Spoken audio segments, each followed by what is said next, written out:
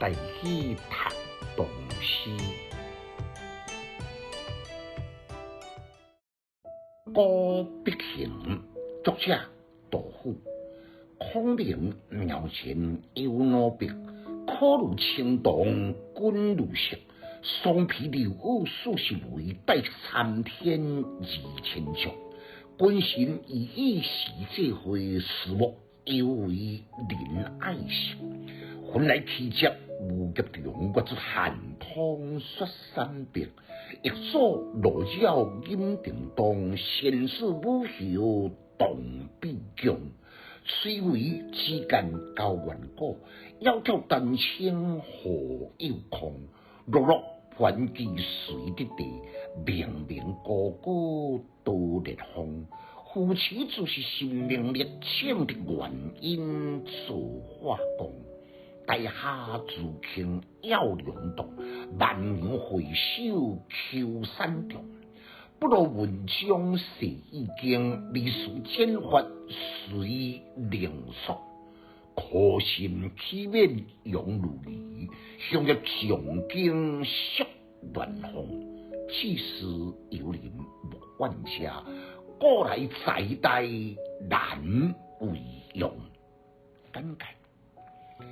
这个孔明是杜甫一生中最敬仰的气节之士。伊由成都浪迹来到贵州，朝拜孔明庙，这是必然的。照目前参天的古笔来为题，写一篇的佳作。规篇呢，用比兴的手法，应物情怀浑然一体。落笔的四句呢，都以描情的古笔，青铜军队高如盘烧。但迄个寿星呢，都40人男。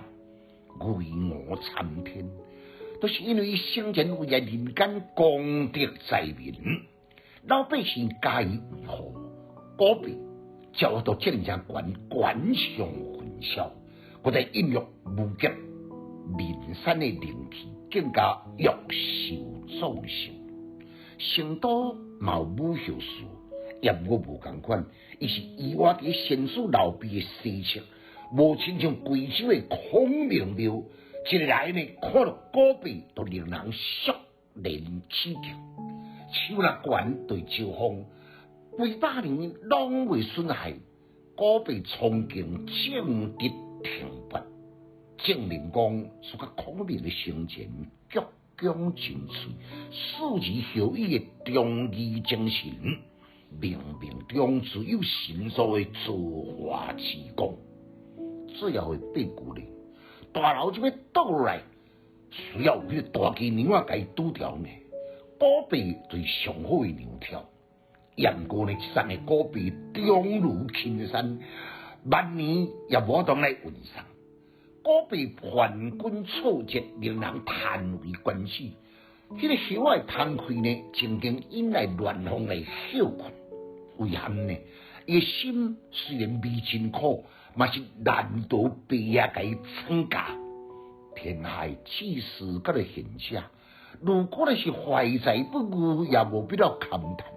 自古以来，大势一贯，难以来受用。最后一句，心是车叹家己，枉去孔明在世之在，为怎样？我都拄到三个茅庐的老辈呢。读诗的囡仔白学歹，有气质，够文采。读诗快乐哦。